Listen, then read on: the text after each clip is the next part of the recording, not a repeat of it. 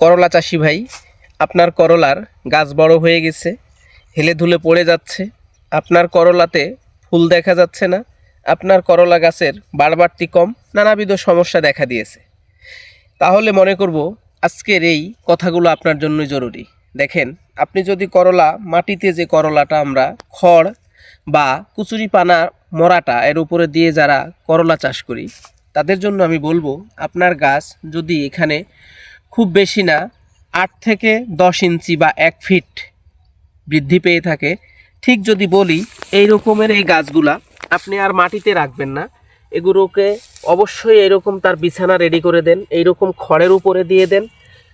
যে সমস্যাগুলো বললাম এই সমস্যা থেকে আপনি খুব দ্রুত মুক্তি পাবেন আমি আশা করি। কারণ এটা কিন্তু মাটিতে যতক্ষণ থাকবে ততক্ষণ পর্যন্ত তার বাড়বাড়তি খুব ভালো হবে না।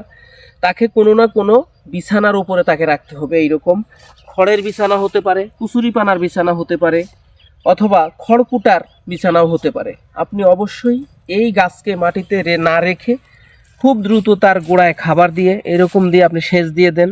খুব দ্রুত আপনার করলায় ফুল এবং ফলন চলে আসবে এবং গাছের বাড়বাড়তি সঠিক থাকবে, এই প্রত্যাশাই আমার।